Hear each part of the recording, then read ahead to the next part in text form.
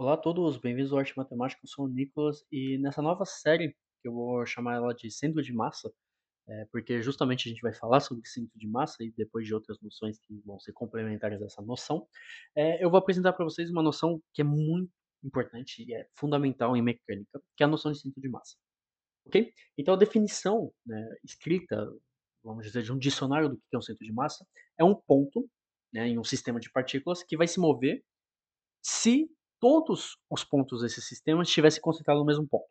Então, dito assim, vocês parecem estar perdidos, e eu concordo, é meio complicado. Então a gente vai imaginar uma bola, ok? Então uma esfera é o exemplo mais comum. Então, obviamente é um círculo aqui, mas vocês supõem que é uma esfera, né? O centro de massa dessa esfera, ele vai estar bem no meio, né? Então ele vai estar bem no eixo de simetria, né? Vocês sabem que uma esfera tem infinitos eixos de simetria, né? Então ele vai estar realmente no meio dessa bolinha. Por quê? Porque é o ponto onde, se a gente concentrasse toda, cadê meu mouse? Toda a massa dessa bolinha, a gente consegue descrever o movimento dessa bolinha.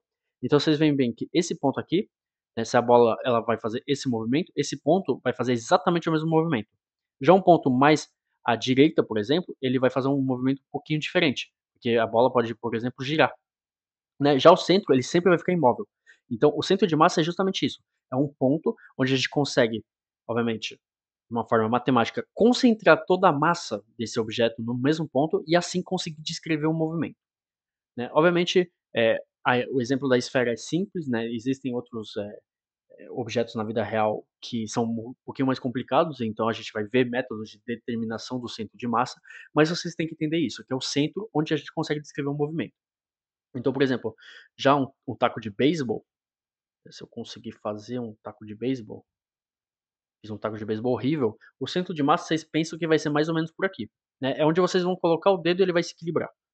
Bom, como é que a gente pode calcular isso? Né, então a gente tem métodos de calcular isso, mas obviamente, né, a gente tem uma intuição de onde que vai ser o centro de massa.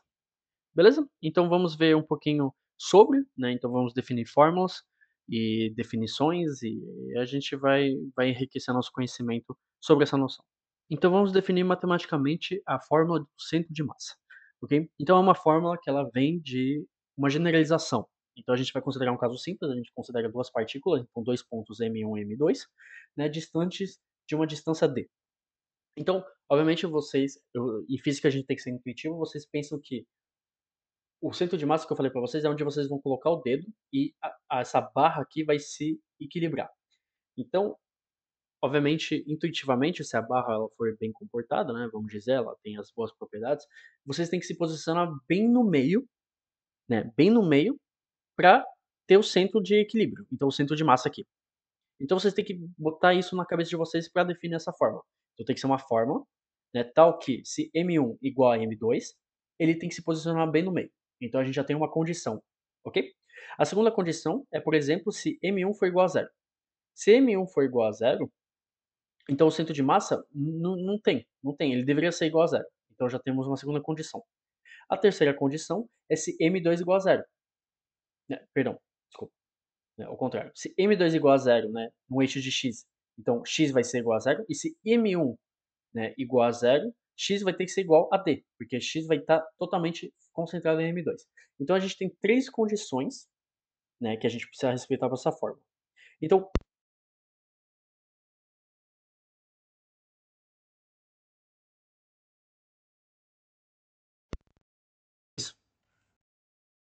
sobre M1, M2, vezes a distância.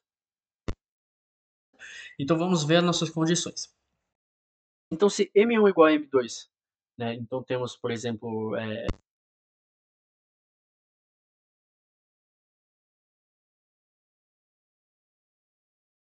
2, então estamos bem aqui no meio, então isso é bom. Se, M, se M1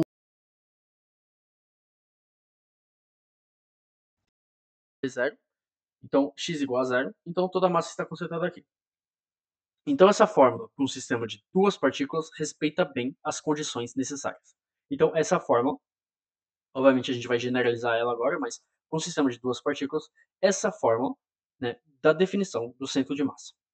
Agora, obviamente essa fórmula está, vamos dizer, boa porque o nosso M1 está no centro, né? Está no gráfico.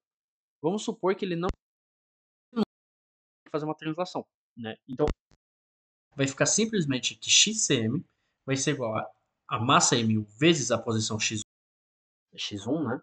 Mais M2, a posição X2, sobre a mesma soma. M1 mais M2. Ok? Então aqui, obviamente, porque. Cadê meu mouse? Porque aqui a posição M2 estava em D, M1 estava em 0, então M1 ele é eliminado. Se M1 não vale 0, temos uma posição, né, uma posição X1, e obviamente ela não precisa valer D, então ela pode ser variável, ela pode valer X2. Então essa é uma forma mais geral para um sistema de duas partículas em qualquer tipo de referencial. Ok? Então, caso vocês queiram aprender uma fórmula, vocês têm que aprender essa, porque essa daqui, a de cima, só funciona caso vocês tenham essa configuração de gráfico aqui. Beleza? Então vamos generalizar. Né? Vocês viram bem que generalizar vai realmente depender do número de massas que possui o nosso sistema. Então, o número de partículas do nosso sistema. Mas vocês veem bem que o denominador sempre vai ser uma soma de massas. Então a gente já pode entender, né, se a gente generalizar isso, que XCM vai ser igual então a um grande M, tal que grande M é a soma das nossas massas, sobre, né, então vai ser sobre M1x1 mais M2x2 mais etc. Né, até, por exemplo, N partículas, então MNXN. Né, vocês podem generalizar isso, vocês vão ver que vai realmente tender a esse valor. Então, se a gente escrever isso de uma maneira mais concisa, né, então uma maneira mais matemática, a gente vai ter que a fórmula generalizada de um sistema de N partículas do centro de massa, então XCM, vai ser igual a 1 sobre grande M, então grande M sendo a soma, né, vezes a soma de I igual a 1 a N de MI XI. Ok? Então, caso vocês gostem de matemática, essa é uma escrita muito boa para vocês. Então, essa é a fórmula generalizada para um sistema de N partículas. Obviamente, isso funciona em três coordenadas. Né? Então, aqui eu só trabalhei em X.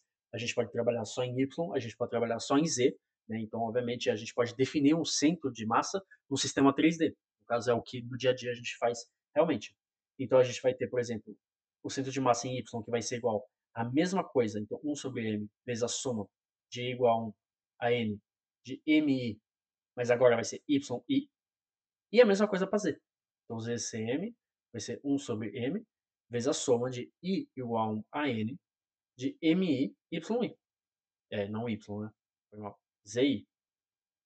Vou juntar mais funcionando. ZI. Ok? Então, funciona para todas as coordenadas. Então, isso daqui é muito importante. Obviamente, se vocês quiserem realmente escrever isso de uma maneira mais concisa ainda, vocês podem usar a noção de vetor, que a gente já viu nesse canal. Né? Então, a gente está trabalhando com coordenadas, mas vamos definir um vetor que é definido por essas três coordenadas. Okay? Então, se a gente definir, por exemplo, um vetor RI, né, tal que isso daqui é igual a XI seguindo X, mais YI seguindo Y, mais ZI seguindo Z, ok? Então, isso é um vetor que depende das três coordenadas, a coordenada em x, a coordenada em y, a coordenada em z. Vocês vão ver que, se a gente avaliar um vetor de centro de massa, é a mesma coisa que x, centro de massa, vezes, né, então a coordenada em x. Então, isso daqui para todas as coordenadas. Ok? Então, z, centro de massa, z. Ok? Então, a gente pode generalizar mais ainda, né? Então, a gente consegue ter uma forma mais concisa ainda, que vai ser que o vetor centro de massa vai ser igual a 1 sobre m vezes a soma de I igual a 1 a n de mi ri. Ok? Então, isso daqui é uma expressão vetorial do centro de massa. Obviamente, se vocês querem expressar coordenada por coordenada, vocês vão ter esse sistema de três equações. Obviamente, se ele depender de x, y e z. Um ponto importante é que aqui eu estou fazendo uma soma discreta. Então, por exemplo, o meu exemplo aqui foi duas partículas distantes. Então, a gente conseguiu discretizar o nosso espaço. Mas suponhamos que temos um corpo de volume, né, volumétrico. Então a gente tem um corpo sólido, por exemplo, uma caneta. Né? Vocês veem que a gente é muito difícil você discretizar todos os pontos de uma caneta. Né? Então a gente gostaria de ter algo mais liso, mais infinitesimal. Né? Então a gente quer algo que a gente chama de contínuo.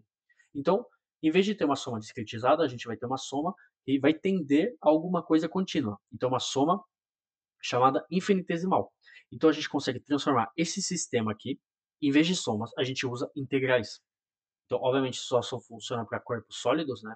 Então, os exercícios mais simples são realmente em discreto, então com somas, mas vocês podem trabalhar com integrais. Então, temos que xcm vai ser igual a 1 sobre m vezes a integral de xdm, né? Então, obviamente, dm, eu vou explicar para vocês o que significa. Né? Então, seria uma integral de acordo com o elemento infinitesimal de massa. Então, a gente vai expressar isso em volume, vocês vão ver. Então, temos ycm, que vai ser igual à mesma coisa, então, integral de y dm, e zcm, que vai ser igual a 1 sobre m, vezes a integral de z dm. Ok? Então, vai ser uma integral de acordo com o elemento infinitesimal de massa. Agora, o que carambas é esse elemento infinitesimal de massa? Com as integrais, a gente gosta de trabalhar com distâncias. Então, por exemplo, a gente consegue integrar isso sobre x. Né? Então, x dx. Então, a gente consegue integrar isso de acordo com o eixo de x, y, z. Uma superfície, a gente faz uma dupla integral, então entre dx e dz, ou dx e dy. E um volume, a gente gosta de uma tripla integral de acordo com o volume. Então, o que seria uma integral mássica? Né? Como é que a gente transforma isso numa integral com alguma distância, alguma noção de espaço? Simples. A gente vai descrever a massa de acordo com o volume. Então, usando uma noção simples de massa volúmica. Okay? Então, a gente define a massa volúmica ρ. Isso daqui vai ser igual, então, a massa dividido por volume. Então, de uma forma infinitesimal, vai ser d sobre dv. A massa por volume, então vai ser quilogramas por metros cúbicos. Então, se a gente substituir, a gente vai ter nosso sistema em volúmico. Então, vai ter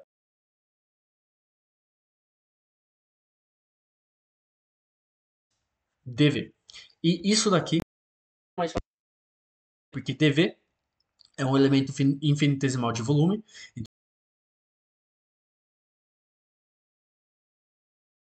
e vocês sabem que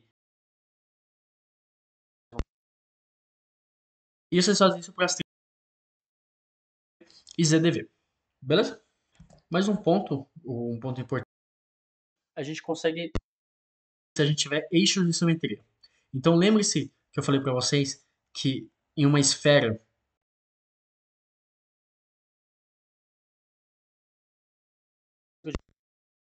isso, a gente tem um cilindro, então temos, né? A gente vai ter um plano de simetria assim, ok?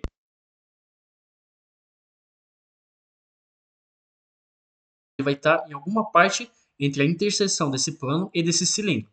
A gente não sabe bem aonde. Né? Se o cilindro tem um bom tamanho, a gente consegue definir um outro ponto aqui, né? Então, um outro ponto aqui, outro, dividir ele no meio. Então, a gente vai ter o eixo. Vamos ter um ponto aqui, por exemplo. Mas vocês veem bem que se a gente tem um eixo de simetria,